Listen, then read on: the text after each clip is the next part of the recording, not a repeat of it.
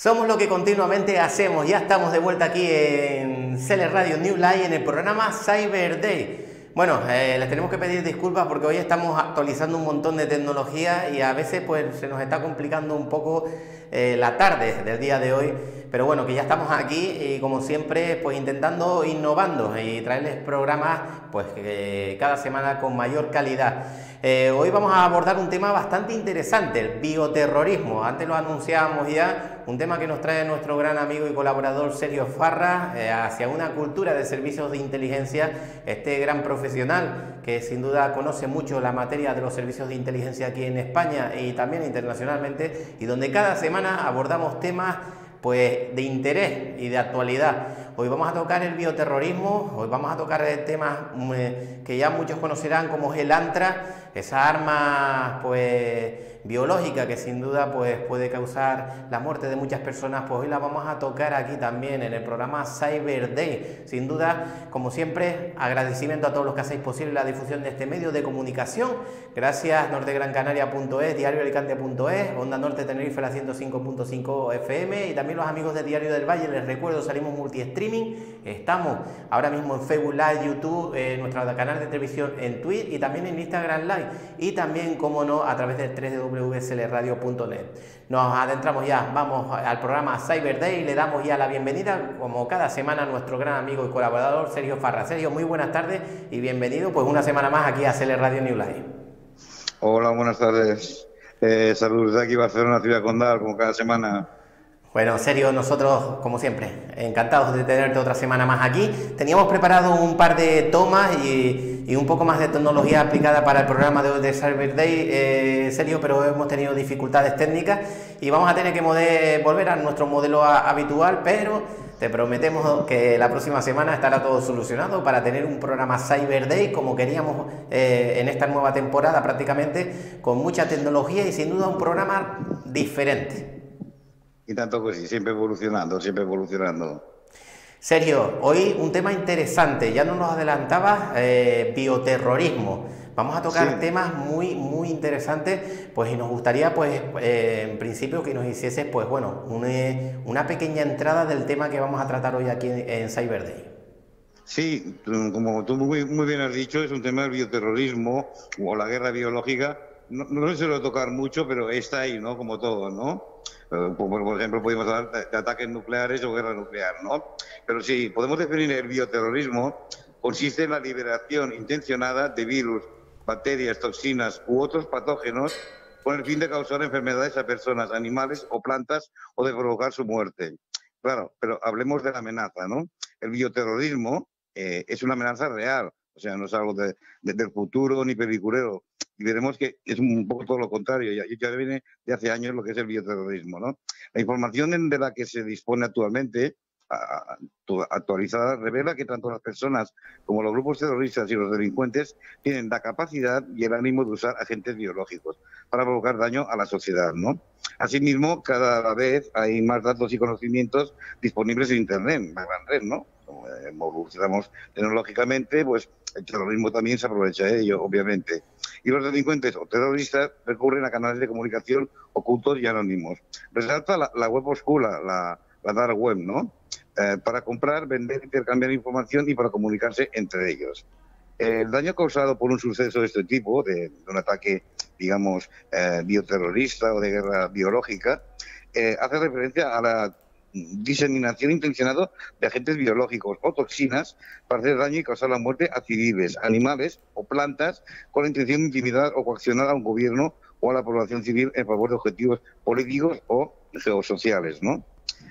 En esto hay una parte muy preventiva, por ejemplo, la guía de Interpol, que es la Policía Internacional, como mucha gente sabe, que es un manual de preparación y respuesta a crisis relacionadas con el bioterrorismo, ¿no? Que su lema es prevenir, preparar y responder, ¿no? Mientras que un agente biológico o tóxico se propaga de manera inesperada, igual no se sabe cuándo lo van a lanzar o lo han lanzado, la respuesta a un acontecimiento biológico, ya sea natural, accidental o deliberado, puede ser accidental también, cuidado, depende de la coordinación de distintos sectores, con lo cual es esencial disponer de unas estrategias estructuradas de prevención, preparación y respuesta, por supuesto. O sea, hacer un poco de profilaxis sobre el tema, ¿no? La unidad de Interpol especializada en ese tema de prevención de bioterrorismo ayuda a las fuerzas del orden de todos los países con las labores de prevención del uso deliberado de bacterias, virus o toxinas, como decimos, biológicas, que amenacen o perjudiquen a personas, animales o, como hemos dicho, las plantas, ¿no? De preparación para el uso y de respuesta. En Interpol coopera a escala internacional y regional, ¿no? Pero también trabajan con organismos encargados de la aplicación de la ley. El sector sanitario, por ejemplo, es de sentido común, ¿no? El mundo académico y el sector privado de cada país. O sea, Interpol se relaciona muy bien con estos sectores, ¿no? A fin de luchar contra una terrible modalidad de delitos. Asimismo, participan en una serie de proyectos y actividades concebidos para reducir la amenaza de atentados bioterroristas y establecer unas medidas efectivas para contrarrestarlos dentro de una estrategia de seguridad mundial.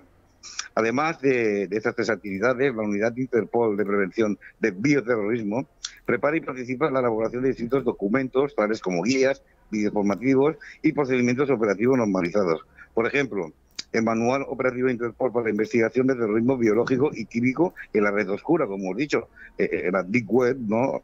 Perdón, en la Dark Web, en la web oscura, hay mucho movimiento, porque técnicamente siempre se ha dicho que un arma biológica es, para según qué países, es el arma de los países pobres que no pueden permitirse un arma nuclear, ¿no? Entonces, este tipo de sustancias bioquímicas pueden ser de más fácil conseguirlas, accesibles, digamos, que ya el tema nuclear, ¿no? Pero siguiendo con Interpol, un equipo integrado por expertos en amenazas y en el ciberespacio, ha elaborado, sobre todo el ciberespacio, recalcarlo mucho, ha elaborado un manual operativo, la misma Interpol, para la investigación del terrorismo biológico y químico en la red oscura, destinado a ayudar a los funcionarios de las fuerzas del orden a detectar los desencadenantes e indicadores de posibles actividades delictivas relacionadas con el empleo de la red oscura. Lo remarcan mucho, para acceder a materiales biológicos y químicos y comerciar con ellos, porque hay materiales biológicos y químicos que por su naturaleza son neutros, pero claro, mezclados con otros, entonces ya pueden ser unos patógenos bastante, mortales, ¿no? Por decirlo de alguna manera. Se pretende que este manual que maneja Interpol sea una referencia para los funcionarios o servicios de inteligencia que trabajan en el ámbito de la inteligencia, por supuesto, las investigaciones antiterroristas y la ciberdelincuencia. Ya sabemos que la ciberdelincuencia está aumentando mucho, ¿no? En este manual están recogidos los conceptos básicos, las buenas prácticas internacionales y las técnicas y procedimientos que pueden resultar de utilidad para los investigadores y analistas que estén llevando a cabo investigaciones de la red oscura relacionadas con la compra de agentes biológicos y químicos. Vemos aquí como la Interpol señala mucho la Dark Web, por decirlo, todos sabemos esa red oscura, que se encuentran por tipos de armas, ideal para los pedrastas y otras gentes de mal vivir, ¿no? Pero también los terroristas se mueven mucho en esta web, ¿no? En la Dark Web. El manual se ha elaborado para uso exclusivo de los organismos encargados de la aplicación de la ley. Los funcionarios encargados de la aplicación de esta ley que deseen obtener un ejemplar de este documento deberán ponerse en contacto con la Oficina Central Nacional de su país para más información. Esto no es un manual, de fuentes abiertas. No todo el mundo puede acceder a este manual, ¿no? Claro, después pasamos que las armas biológicas son una amenaza latente, siempre están ahí, ¿no? Buscando nuevas formas de destrucción, el ser humano ha llegado a militarizar virus, bacterias y hongos de la naturaleza para convertirlos en armas biológicas. Claro, ¿qué son las armas biológicas, ¿no? Para que la gente lo entienda un poquito así, a grosso modo. La Federación de Científicos Estadounidenses define las armas biológicas como toxinas y microorganismos como virus y bacterias capaces de producir enfermedades entre las personas, los animales y la agricultura. Pues claro, si tú tienes una arma biológica, no solo afecta, digamos, a las personas, sino que afecta a los animales y a todo lo que sea la parte agrícola, ¿no? O sea, que deja arrasado un país. También les llaman armas silenciosas porque no destruyen edificios, por ejemplo. Aquel que tiene un arma biológica en una ciudad, afecta a las personas, afecta a los animales y a la agricultura, pero no afectaría, digamos, a las infraestructuras, ¿no? El uso de las armas biológicas se remonta, para que veamos que no es una cosa nueva, al año 1500 antes de Cristo.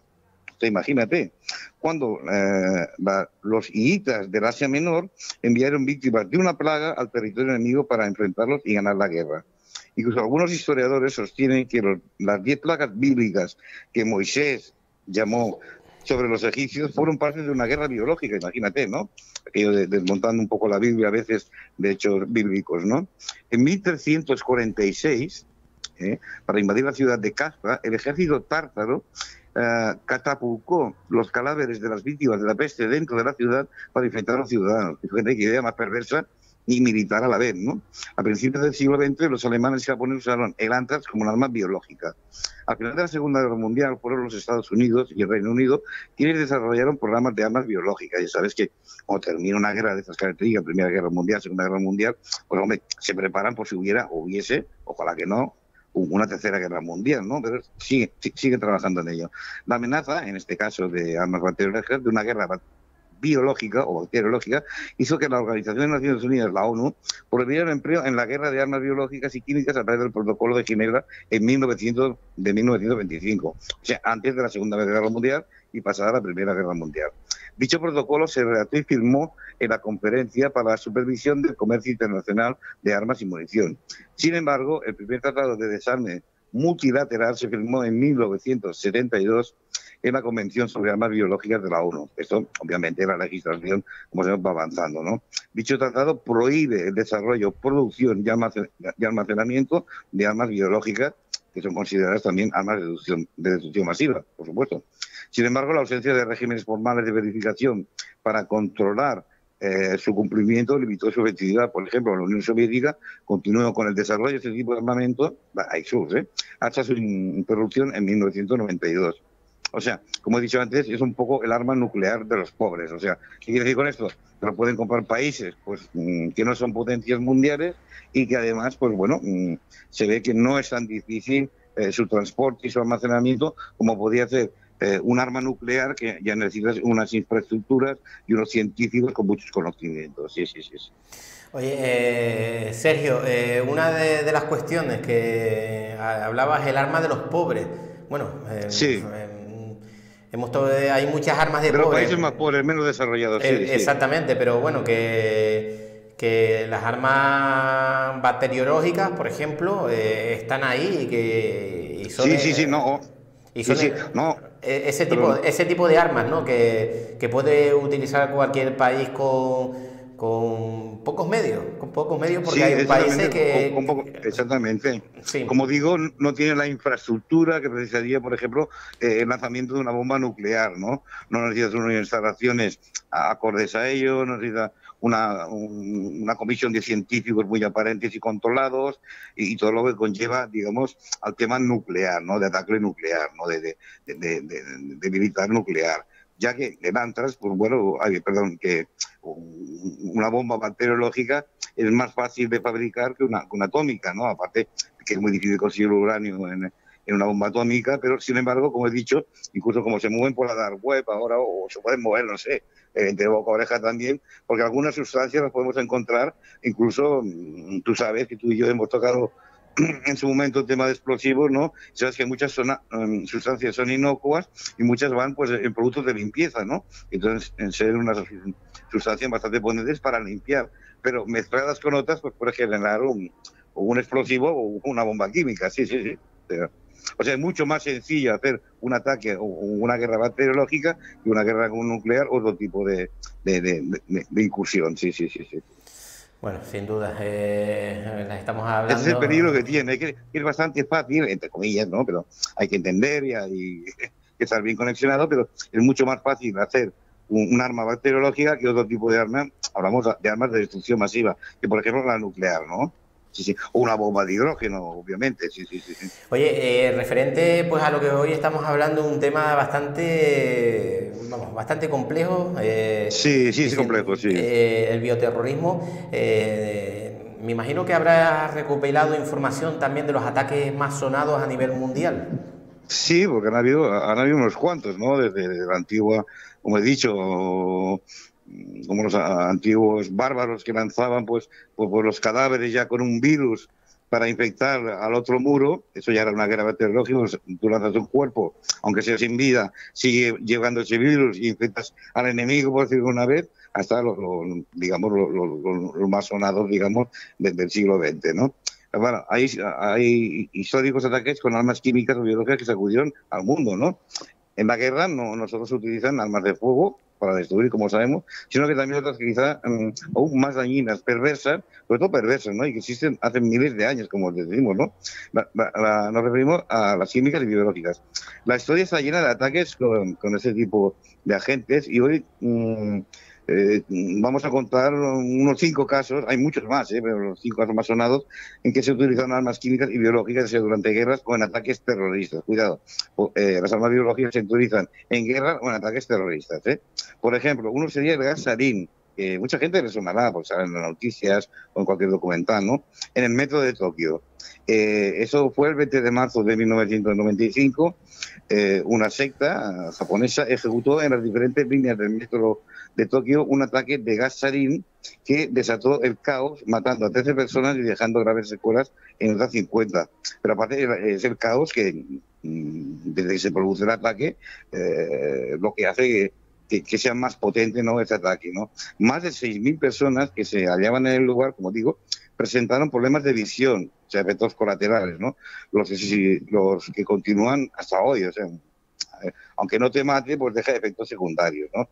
Los atacantes, los que lanzaron ese tipo de gas, utilizaron el gas sarín en forma líquida y lo lanzaron dentro de bolsas cubriéndose con paraguas. Más de 200 personas relacionadas con el atentado fueron enjuiciadas y 10 de ellas condenadas a muerte.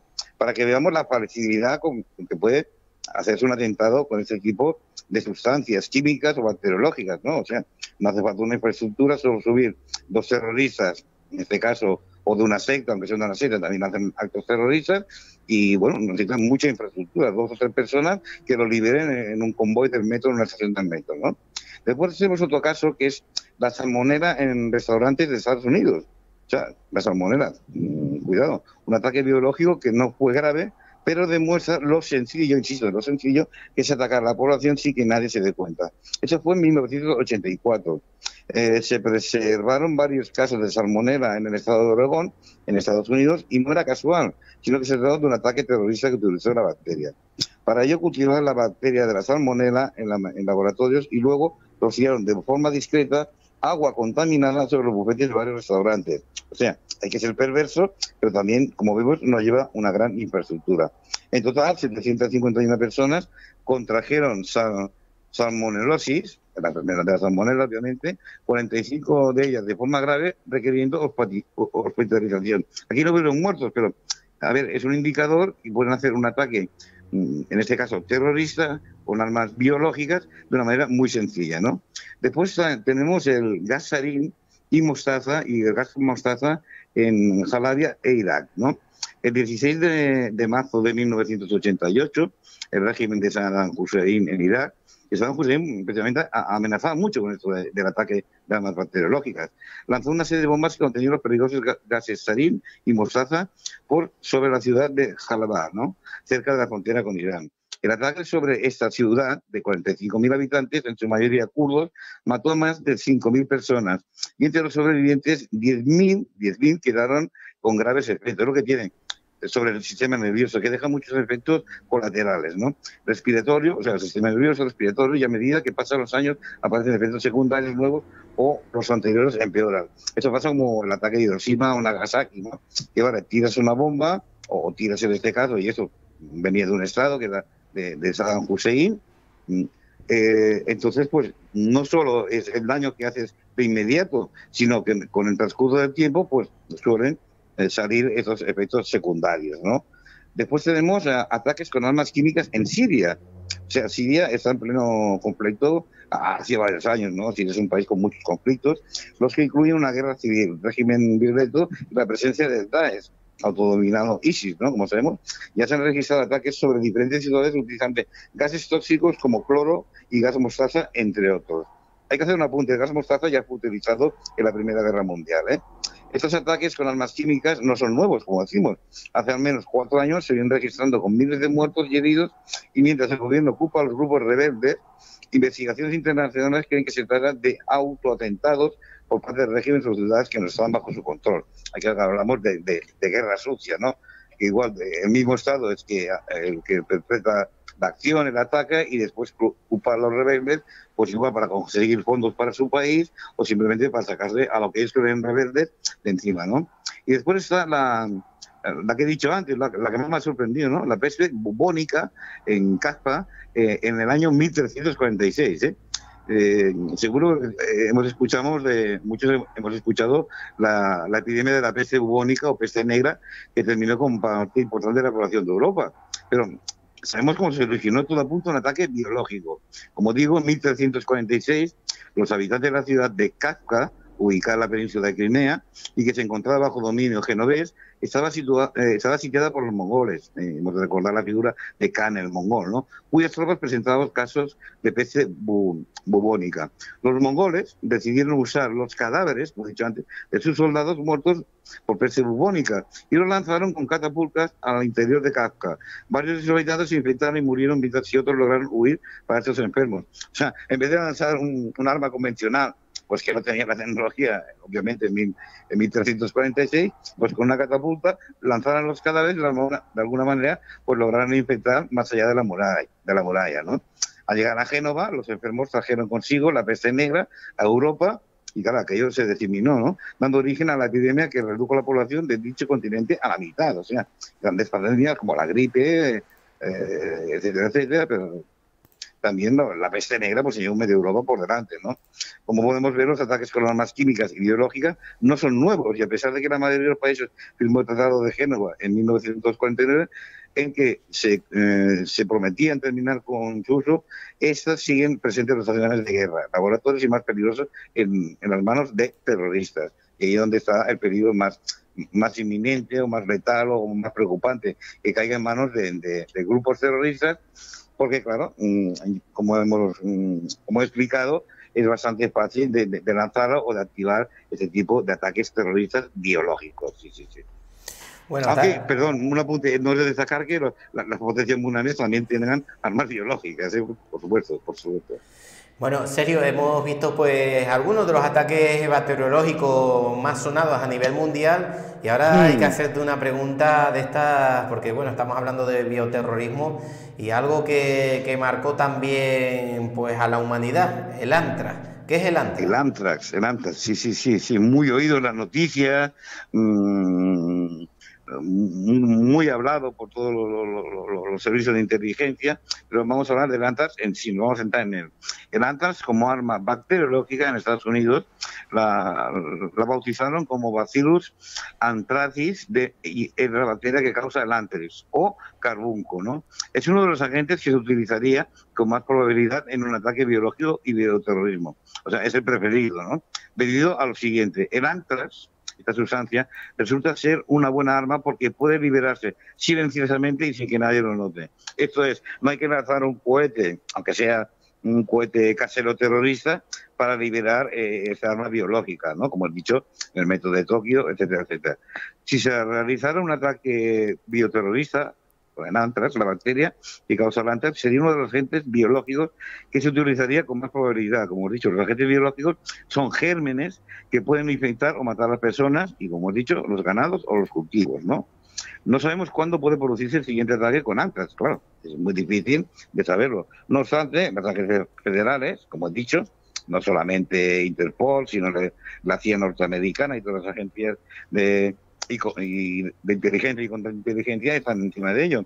Han trabajado durante muchos años con los departamentos de salud, como digo, del país para planificar y prepararse para un ataque con antrax, o sea, una especie de profilaxis, ¿no? En caso de que se produzca, ¿cómo podemos reaccionar? Si tal emergencia sucediera en los Estados Unidos, por ejemplo,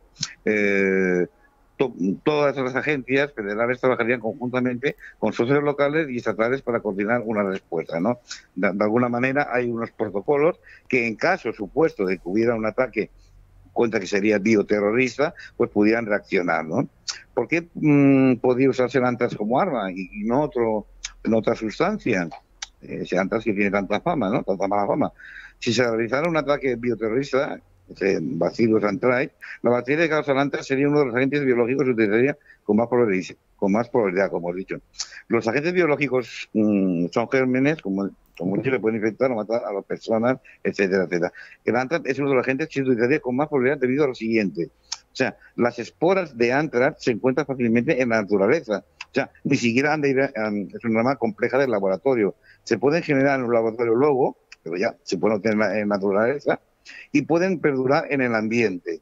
El antrax resulta ser una buena arma porque puede liberarse silenciosamente y sin que nadie lo note. Es lo que decimos, que no necesitan ningún instrumento paralelo, ningún juguete, ni siquiera ningún explosivo pequeño para liberar el antrax, ¿no?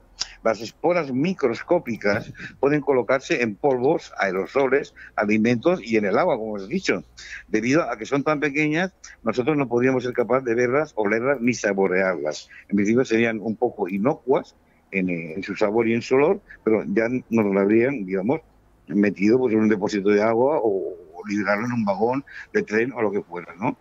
El antrax también hay que decir, ya se ha autorizado antes como arma, o sea, como arma legal, ¿no? Vamos a dejarlo entre comillas. El antrax se ha utilizado como arma en todo el mundo durante casi un siglo. En 2001 se colocaron esporas de antrax en polvo deliberadamente en cartas, eso yo lo recuerdo, noticias, que se enviaron a través del sistema postal de Estados Unidos. O sea, en una carta convencional se enviaron pequeñas dosis de antrax, ¿no? 22 personas, incluidos 12 carteros, contrajeron el antrax y 5 de esas 22 personas murieron, ¿no? ¿Qué tan peligroso es el antrax? Hombre, es un subconjunto de toxinas y agentes exclusivos, se ha designado como nivel 1, debido a que estas toxinas y agentes biológicos presentan el riesgo más alto de uso indebido y deliberado, con un potencial importante de ocasionar víctimas masivas o un efecto devastador para la economía. Claro, tú imagínate a un país o una zona de un país que tú lanzas antrax, pues se ve afectado, pues como cualquier guerra, ¿no? Como estamos viendo con la guerra actual de Ucrania, con un ataque bacteriológico también se vería afectada su economía, ¿no? La infraestructura básica o la confianza pública, y representa una amenaza grave para la salud y seguridad de los ciudadanos. O sea, sería una espoleta que mataría gente, pero a la parte generaría muchos problemas geopolíticos, ¿no? Entonces, también pudimos hablar de cómo podría realizarse un ataque con antrax. Un ataque con antrax puede realizarse de diferentes formas. Por ejemplo, puede colocarse, como hemos dicho, en cartas y enviarse por correo. Fíjate tú qué facilidad, ¿no? Nos necesitan prácticamente una infraestructura muy básica, como sucedió en 2001. O puede colocarse en los alimentos o el agua, como se llama de aquel restaurante norteamericano, ¿no? El antrax también puede liberarse en el aire desde un camión. Imagínate, tú en camión lo liberas y ya está, ¿no? Un edificio o un avión. Ese tipo de ataque implicaría que las esporas de antrax se esparcieran fácilmente con el viento o en las prendas. Como todos sabemos, este tipo de sustancias pues afecta a los elementos climatológicos, y igual que si fuera una nube radiactiva nuclear, y vamos, puede ir de un lado hacia otro, ¿no? Los calzados o los objetos de las personas. O sea que si nosotros pisamos una zona que han tocado antrax y salimos de esa zona sin saberlo, pues la podemos llevar en la suela de nuestros zapatos a otro sitio, ¿no? Digamos. Solo se necesita una pequeña cantidad de antrax para infectar a muchas personas. Como he dicho antes, es un arma que sale muy barata, es un arma que sale muy operativa, por decirlo de una manera, para un grupo terrorista, y muy sencilla, ¿no? Cuenta que si las esporas de antrax se liberaran en el aire, las personas las inspirarían y podrían contraer la enfermedad, ¿no? La inhalación de antrax es la forma más grave de contraer esta enfermedad y puede matar rápidamente si no se trata de inmediato, aunque haya un tratamiento de protocolo, como hemos dicho, como tiene el que tiene Interpol, ¿no? Si el ataque no fuera detectado por uno de los sistemas de control en funcionamiento, ya los Estados Unidos, en cualquier país, podría pasar inadvertido hasta que los médicos comenzaran a observar patrones inusuales de enfermedades entre las personas infectadas que se presentan en las salas de emergencias. Claro, la gente no va de urgencia, que se encuentra mal, creo que me han soltado antes, no llegan a esas conclusiones, me encuentro mal, muy mal. Entonces, pues, los médicos, a través de unas pruebas y un análisis, podían llegar a la conclusión de diagnosticar el antrax, ¿no? Claro, y es lo que decimos, un diagnóstico del antrax. No es común que los médicos, pues todos los Estados Unidos, tengan pacientes con antrax, no es lo habitual. ni en ningún país del mundo. El material orientativo del Centro para el Control de Enfermedades, Estados Unidos, y las definiciones de los casos están disponibles para ayudar a los médicos a diagnosticar el anthrax, determinar cómo debe haber ocurrido la exposición a partir de las historias clínicas de los pacientes y ordenar las pruebas de diagnóstico necesarias. Claro, pues dónde ha estado, eso digo, si ha pisado un sitio y se ha desplazado, etcétera, etcétera. En caso de sospechar la existencia de anthrax pulmonar, una radiografía de pecho o una tomografía computada puede confirmar si el paciente tiene ensanchamiento de sistema o un derrame pleural, ¿no? Los cuales son los hallazgos típicos de pacientes con anthrax pulmonar. Esto va muy bien para los médicos que tengan estos conocimientos para diagnosticar que sea anthrax, ¿no? Pero la única manera de confirmar un diagnóstico del anthrax es a través de una de las opciones siguientes, que es la medición de anticuerpos o toxinas en la sangre, realizar pruebas de laboratorio para detectar el bacillus el anthrax, directamente a partir de una muestra de sangre, muestras tomadas de una loción cutánea, líquido, cefalorraquídeo o secreciones respiratorias. Las muestras deben tomarse antes de que el paciente comience a tomar antibióticos. O sea, tiene cura, ¿no? Lo que pasa es que, claro, a ver, un ataque masivo podría ser algo bastante letal, ¿no? Pero es que después de todo eso hay varios tipos de anthrax. Por ejemplo, el tipo de enfermedad que desarrolla la persona que se infecta por anthrax depende de la manera en que el anthrax ingresa en el organismo, como hemos dicho. Lo podemos inhalar, etcétera. Típicamente el anthrax viene a través de la piel también, los pulmones, como hemos dicho, o el sistema gastrointestinal.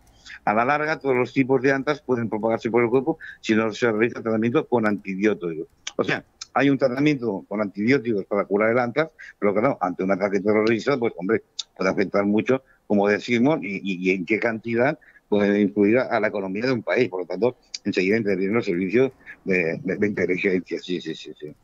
Un tema bastante interesante lo que nos estás comentando, Sergio, el tema... Sí, porque aparte, como podéis ver, es muy sencillo. O sea, hombre, hay que tener una maldad, por decirlo de una manera, o ser un terrorista muy psicópata para ir a una población, yo qué sé, en un vagón de metro, en un estadio de fútbol, pero tú lo puedes liberar, no diré tranquilamente, pero bastante fácilmente, sí.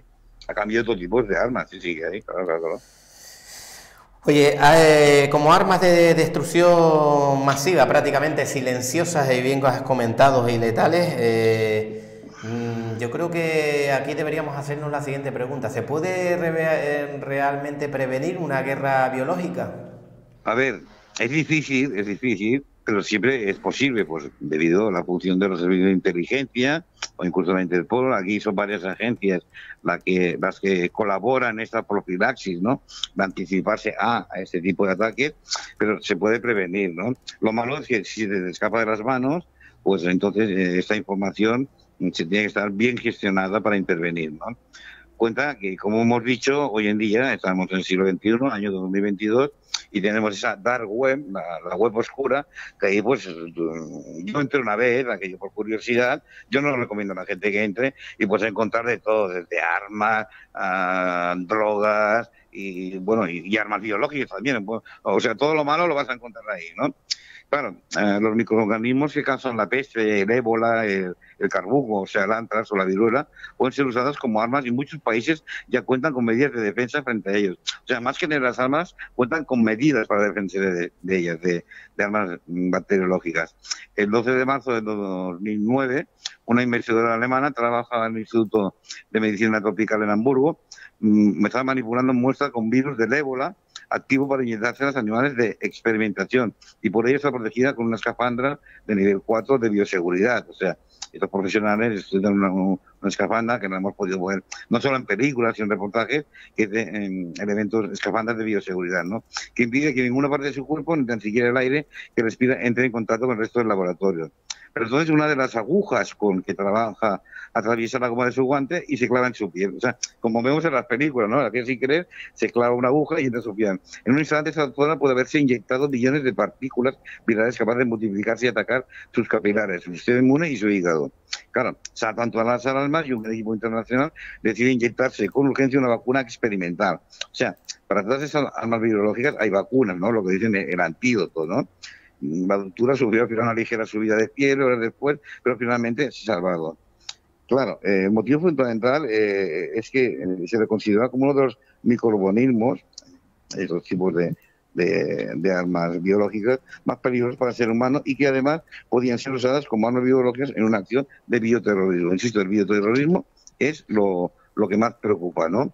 Que consiste en el uso, el bioterrorismo, para hacer un resumen corto, consiste en el uso intencionado de un patógeno, sea antrax, o sea ébola, o sea cualquier tipo de virus o producto biológico para producir daño a personas, animales, plantas o cosas, ¿no? U otros organismos para influir sobre la conducta de los gobiernos o intimidar a la población civil. O sea, tiene también un tema intimidatorio, ¿no? Decimos, oye, cuidado, que igual solo hemos matado a poca gente, por ejemplo, 10 personas, pero se han infectado 500, cuidado que eso puede ir a más, ¿no? Y eso preocupa mucho a los gobiernos, ¿no? En un informe elaborado por las importantes universidades norteamericanas, se hizo con el objetivo de ayudar en la elaboración de leyes y respuesta a epidemias y ataques de bioterrorismo en Estados Unidos. O sea, en Estados Unidos, sabes que se intenta entrar muchos tipos de sustancias, en Australia también, pero tienen unos controles de aduanas muy fuertes. O sea, allí, por ejemplo, cualquier tipo de comida no autorizada por estos mismos países, automáticamente no llegan a entrar al país, sino que se quedan en la aduana y se destruyen, ¿no? Porque dentro de la comida, como he dicho, también puede estar infectada, y si no es por eso, por plagas. Cuidado. Pero bueno, esas armas bacteriológicas, ¿cuáles son las más peligrosas? ¿No podemos decir? El CDC, el organismo que se encarga de esto, clasifica las armas biológicas entre las 3 categorías, de la A a la C. Las más peligrosas son de la categoría A y todas ellas tienen alguna de estas características. Como hemos dicho, ser fácilmente diseminables o transmitibles entre las personas. O sea, si lo llevas en una bolsa, por ejemplo, o en un objeto y lo abres, pues ya enseguida se transmite, ¿no? Tener elevadas dosis de mortalidad, cuidado, o sea, buscan hacer el mayor daño posible y un fuerte impacto en la salud pública. Como decimos, hacer un virus es contagioso. Y sobre todo provocar el pánico colectivo y afectar a la estabilidad social. Esto es claro, si a un país lo atacan, aunque sea en una ciudad o en un municipio, bueno, normalmente se suelen hacer en ciudades, para así crear una especie de terror psicológico, a ver, que esto se puede propagar por todo el país, ¿no? Y también requiere una respuesta y una preparación especiales por parte de las autoridades sanitarias, como hemos dicho, ¿no? Dentro de esta categoría se encuentran los microorganismos que causan las siguientes enfermedades: fiebres y hemorragias, por ejemplo, causadas por el ébola y el marburgo. O sea, fíjate que hay cepas de estos tipos. Y arenavirus provocan fallos multiorgánicos y hemorragias al atacar el sistema circulatorio. O sea, es terrible también, ¿eh? O sea, pasar por este proceso de un ataque terrorista de magnitud, y resultan especialmente peligrosos debido a sus elevadas tasas de mortalidad y el hecho de que no se conozca con exactitud cuál es el animal que actúa como reservorio de esos microorganismos. Por su parte, los arenavirus están divididos en 2 grupos, los del viejo mundo y los del nuevo mundo, y provocan enfermedades como la fiebre de Lassa o la fiebre de Argentina. Como podemos ver, hay muchos tipos de virus y de cepas, y que además pues pueden ser transmitidos de muchas maneras. La puedes llevar en un animal, lo puedes llevar en una bolsa, lo puedes llevar en una piandera, lo puedes llevar en una maleta, etcétera, etcétera, ¿no? El carbunco en inglés sería el anthrax. Se trata de una serie de enfermedad, cuidado, el anthrax es muy peligroso, como he dicho, que puede llevar a la muerte y que está causada por una bacteria llamada, hemos dicho, el Bacillus anthracis, ¿no? Que puede estar presente en el suelo o en animales. La infección se produce cuando se ingieren esporas presentes en suelo, pasto o agua contaminada. ¿Sí ves? Todos vamos a hablar lo mismo, ¿no? Y bien, cuando estas llegan a la piel o al pelo y luego se ingieren, por lo que el contagio entre personas es complicado. Cuidado, después, aquí, bueno, una parte positiva dentro del terror que puede ser cualquier tipo de arma.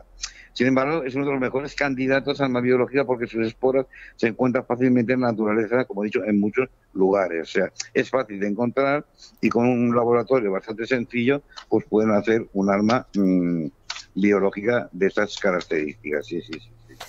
Aparte de la peste neumónica, el botulismo, la viruela, es que hay muchos virus que se pueden preparar como como armas biológicas, no solo lanchas. La lancha es la que, digamos, sería más operativa, entre comillas, pero después podemos meter muchas, como por ejemplo pasó en el año 1300 y pico, como he contado, con la peste bubónica, ¿no? Sí, sí, sí, sí.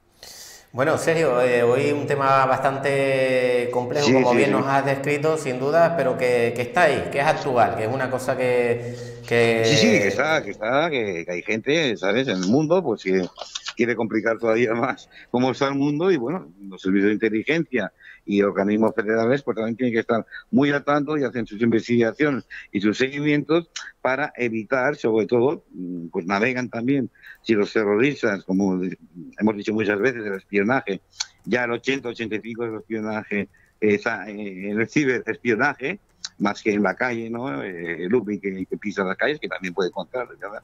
Obviamente, pero en la red oscura, en esa dark web, ¿no? Pues se ve que hay bastantes movimientos sobre esta sustancia. Otra cosa es cómo se hagan llegar a ciertos países y los intereses que tengan, ¿no? Sí, sí.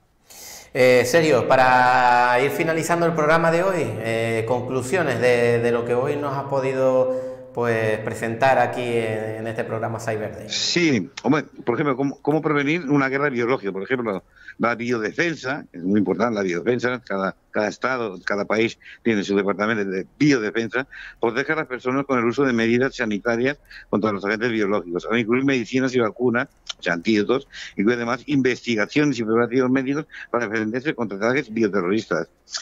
Claro, para hacer un poco de resumen final, diremos que la guerra biológica es una forma singular de combate en el cual se emplean armas biológicas, siendo armas de diferentes tipos que contienen virus o bacterias capaces de infligir daño masivo sobre las fuerzas militares y o civiles. O sea, aquí no vale en contra de los militares, pero también, obviamente, contra los civiles, ¿no?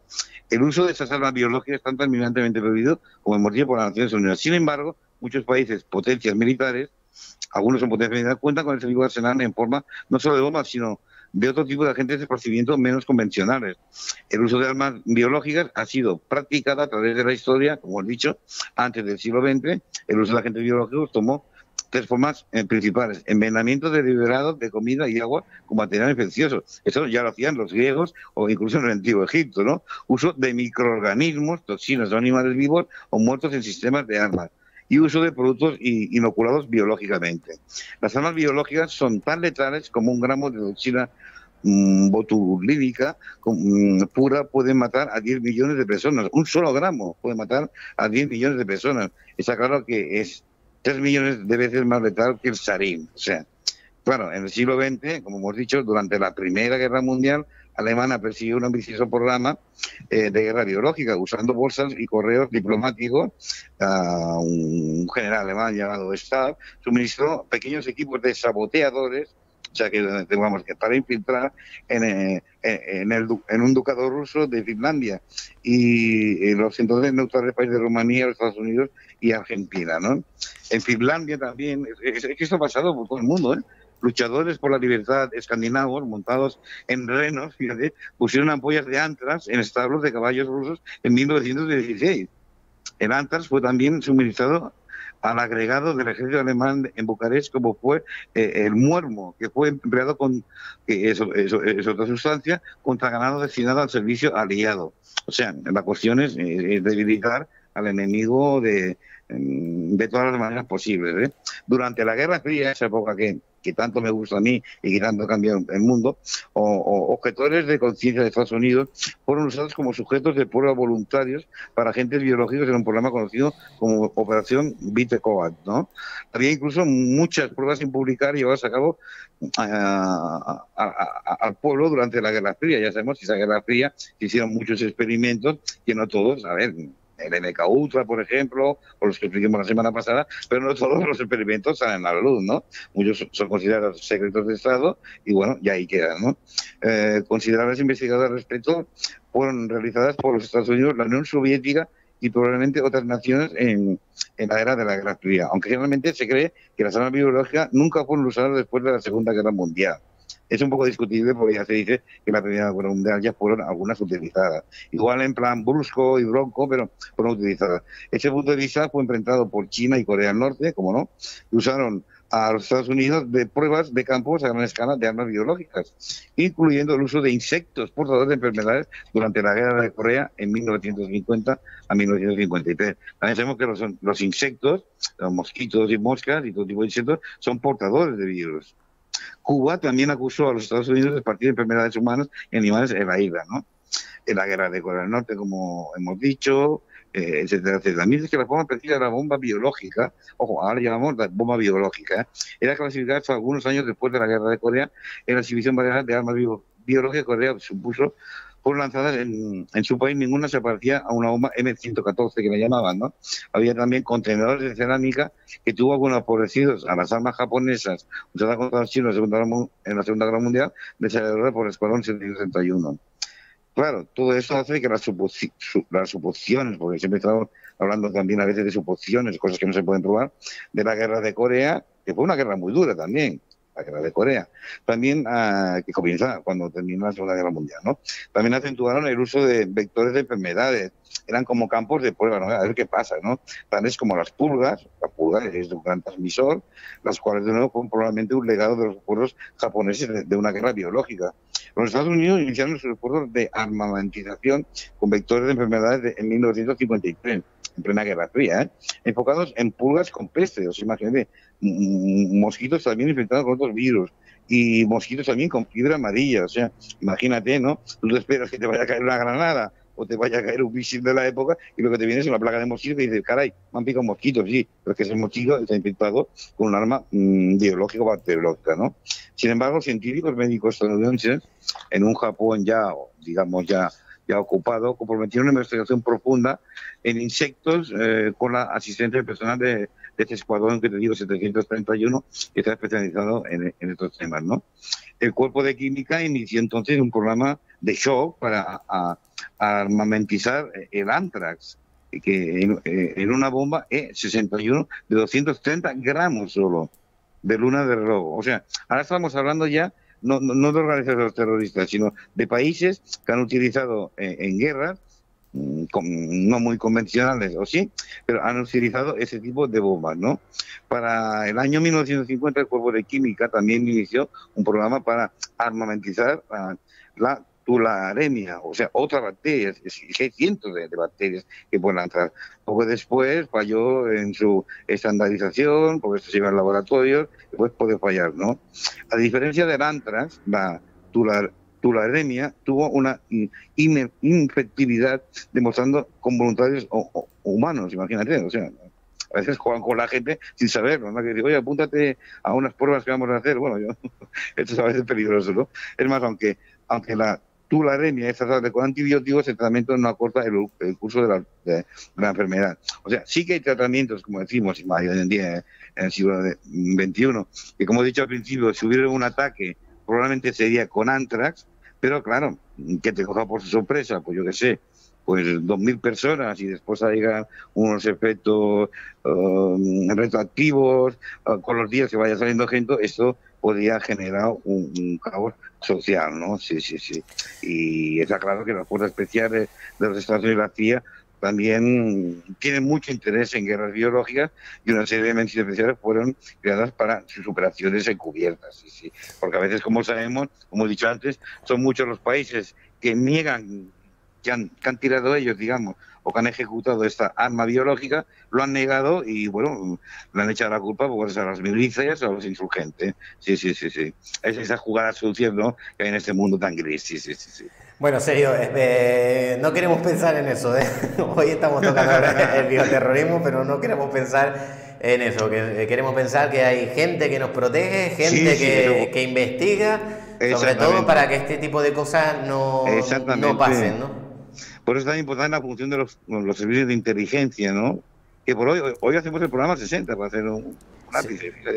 Programa 60 ya. 60 programas ya. 60 programas, se dice pronto, ¿eh? ¿Te acuerdas al principio que hablábamos hace 3 años de que vamos a hablar, no? Mira ese tema. Es un placer para mí, ya lo sabes. Y bueno, como hemos dicho, siempre se ha clasificado un poco esas armas bacteriológicas, las armas nucleares de los pobres, a ver, que pueden hacer mucho daño, como podemos ver, pero bueno, sí que hay unos servicios de inteligencia de todo el mundo que van no solo mirando por la red, o sea, el ciberterrorismo, el cibercrimen, sino que también pues se van infiltrando gente para ver, porque también es utilizado por sectas también, cuidado que esto de las armas terroríficas, como es aparentemente, no es que sea fácil, pero tampoco es muy complejo acceder a ellas, pues igual solo solicita una persona especializada en química para que te pueda enviar aquí una, o en el metro, o en un cine, o como hemos dicho, se puede, o en el agua de un restaurante, o de un hotel, se puede liberar en cualquier espacio con bastante facilidad y discreción, sí, sí. Pero te aseguro, porque me ha informado una persona que entiende el tema, que todos los servicios de inteligencia y fuerzas y cuerpos de seguridad del Estado, a través de su servicio de información, pues están siempre al tanto de que esto no puede ocurrir y lo que nos queda, como siempre, es hacer una profilaxis, ¿no? Sí, sí. Pero no confundamos con un ataque nuclear, que es una cosa mucho más compleja, sí, sí. Entonces, decimos, es más sencillo y por eso, pues gente, pues grupos insurgentes muy minoritarios pueden hacer este tipo de armas biológicas o bacteriológicas, sí, sí, sí. Bueno, pues Sergio, una semana más, un tema, pues como siempre, de los de una cultura de inteligencia, sin duda. Exactamente, exactamente. Oye, próxima semana, Sergio, que ya vamos a tener nuevos aparatos aquí tecnológicos. Sí, hombre, yo te voy a complacer la semana que viene, sí, que me dijiste aquello de la aparatología que se utilizaban, sobre todo en la Guerra Fría, en los países del este, Estados Unidos, etcétera, etcétera, aquellos aparatos que hoy en día nos decían parecer ridículos, pero en que su momento y su contexto eran lo más, ¿eh? Sí, sí, sí. Podríamos hacer un programa de eso, sí, ¿qué te parece? Pues hecho, próxima semana, aparatología, como siempre, saludos hoy a todas las personas que han estado hoy por aquí, que me vi al amigo Manuel Gracias, Roberto, Javier, Ginea, Rosa, Maribel, Nieves, José Domingo, Gesdán, y bueno, y demás seguidores por las demás redes, no lo puedo nombrar a todos, que si no se nos va... Saludos y abrazos a todos, porque sé que es un programa muy humildemente que es bastante visto, no solo en directo, que es bastante visto en directo, sino también en diferido, y bueno, y la gente pues por privado me dice, oye, ¿por qué no hablar de esto o de lo otro? ¿No? Pues yo voy tomando nota y consultándolo contigo,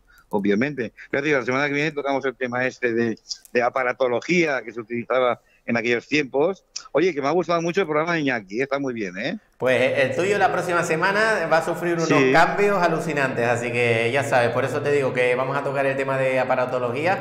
Oye, Sergio, y antes de que te vayas, como siempre, tú sabes que todas las semanas tenemos el programa entre jueces y fiscales, y hoy tenemos pues a la presidenta de la Asociación de Jueces de Paz de Málaga, Iluminada Regateiro, que la tendremos hoy aquí con nosotros y que bueno, que nos hablará también de las dificultades que están teniendo los jueces de paz aquí en España. Sí, sí, sí. Muy interesante esta sección, de verdad, unos invitados muy aparentes, muy doctos, y a mí me encanta de verdad escucharlo, y uno siempre va aprendiendo cada día, sin duda. Vale, pues Sergio, como siempre, amigos, te vemos dentro de una semana con nuevo formato aquí en Cyber Day. De aparatitos que ya veremos. Sin duda, sin duda. Ese programa ya verás que se engancha a la gente. Cuando hablamos de máquinas de la verdad, del espionaje, zapatófonos y todo esto, micro, cámaras espías. Sí, cámaras, microcámaras de aquel entonces, ¿no? Sí, eso le encanta a la gente.